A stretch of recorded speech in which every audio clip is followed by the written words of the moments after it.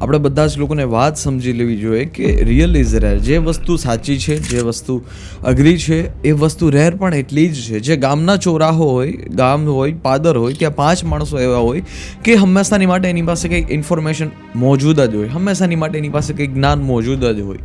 તમે જો એ જ જ્ઞાનને એક્સેપ્ટ કરી લેશો તો પછી કંઈ સાર્થકતા જીવનમાં નહીં આવે, તો પછી કંઈ એટલી બધી ઊંચાઈ જીવનમાં નહીં આવે. એટલા માટે આપણે સ્પષ્ટપણે જરૂરી સમજી લેવું જોઈએ કે જે કંઈ પણ વસ્તુ છે જે આપણે એક્સેપ્ટ કરીએ છીએ એવા જ આપણા વિચારો છે કન્ટિન્યુઅસ ફ્લો સુધી આવે છે.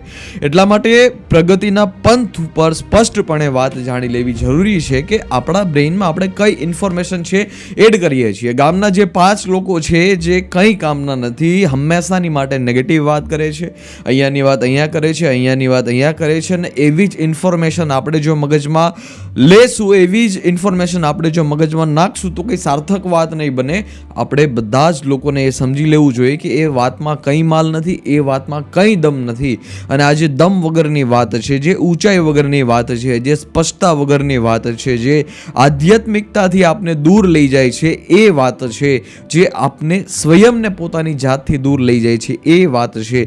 એવી વાત જ્યારે આપણા મગજમાં એન્ટર થાય છે, એવી ઇન્ફોર્મેશન જ્યારે આપણા મગજમાં એન્ટર થાય છે, ત્યારે કંઈક મનની ઉથલ પાથલ છે શરૂ થઈ જાય છે. જીવનનો જે કંઈ પણ માર્ગ હોય આપણે ક્રિસ્ટલ ક્લિયર નથી જોઈ શકતા. જીવનમાં આપણે ઉર્જાની કમી થાય, એક નવા પંપની કમી થાય કે જે પંપ નથી મળતો, કે જે આપણે મળવો જોઈતો. એ હદ સુધી આપણે માનસિકતા નથી વિકસાવી શકતા કે જે હદ સુધી આપણી માનસિકતા હોવી જોઈએ. તો સૌથી પહેલાં વાત સમજી લેવી વધારે જરૂરી છે કે રિયલ વસ્તુ છે, જે ઓરિજિનલ વસ્તુ છે, હંમેશાની માટે રેર હશે. તમારે ગોતવામાં મદદ કરવી જોશે. તમે જો એક પોઝિટિવ ફ્લો નહીં બનાવો તો તમે નેગેટિવ ગ્રુપમાં ઘરી જશે. તમે જો એક ઊંચાઈ સુધી નહીં જાઓ તો તમે નીચે તો વહી જ જશો. જેવી રીતે ઢાળમાં કોઈ ગાડી ચાલતી હોય, તમે એક્સિલેટર ના દો ગાડીમાં તો એ ગાડી પાછી આવવાની જ છે.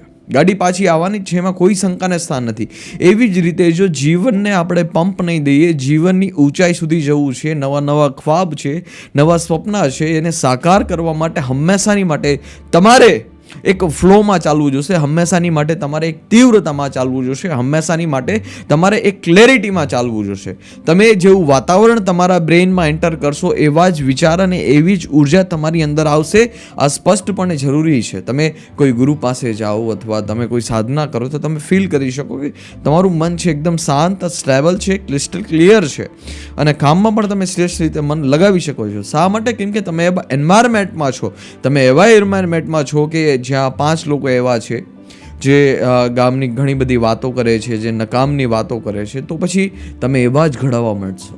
તમારું જીવનમાં કંઈ પરિવર્તન નહીં આવે, તમારું જીવન બદલશે નહીં.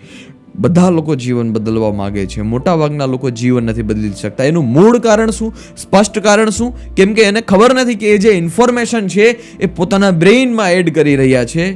ઇન્ફોર્મેશનની કાંઈ વેલ્યુ નથી, એ લોકોની કાંઈ વેલ્યુ નથી, છતાં આપણે એને સૌથી વધારે જીવનમાં છે એ મહત્વપૂર્ણ રોલ આપીએ છીએ. આવા બધા જ લોકોને તમે ઇગ્નોર કરતા શીખી જાઓ. કંઈક ઊંચાઈએ પહોંચવા માટે ઘણી બધી વસ્તુ છોડવી છે, એ જરૂરી છે. શું ઘણી બધી વસ્તુ છોડવી જરૂરી છે? નબળા લોકોને છોડવા જરૂરી છે, એક કટ્ટર માનસિકતા બનાવવી જરૂર છે, અને કટ્ટર માનસિકતા માટે આ ઢીલા અને નબળા લોકો છે એને છોડવા જરૂરી છે. એટલા માટે છોડવા જરૂરી નથી કેમ કે આપણો ઈગો અને અહંકાર છે. છોડવા એટલા માટે જરૂરી છે કે એને એ અહેસાસ જતાવવાની જરૂર છે કે તું છો નહીં, એ જે તારે થવું જોઈએ. તું ઊભો થા, તું ઉપર ઉઠ. એટલા માટે જરૂરી છે કે તમે આવી જ બધી માનસિકતાવાળા લોકોને છોડી દો, જેના ના ખ્વાબ છે, જેના ના ઊંચા સપના છે, જેના જીવનમાં ના ઊંચાઈને કોઈ સ્થાન છે. એવા લોકોથી દૂર રહો કે જે લોકોમાં કોઈ સાર્થકતા નથી. અને તમે જો એ લોકો સુધી અને એ લોકોની જેમ જ જીવશો તો તમારું જીવન એવું જ હશે. હવે તમારી ચોઈસ છે કે તમારે કેવું જીવન જીવવું છે. સાર્થકતા એમાં કોઈ નથી કે ગામના 5 લોકો મળી અને વાતું કરતા હોય. સાર્થકતા ત્યાં જ છે કે કોઈ વ્યક્તિ સાધના કરી અને કંઈ શ્રેષ્ઠતમ પામે છે ને તમે એની પાસેથી લો.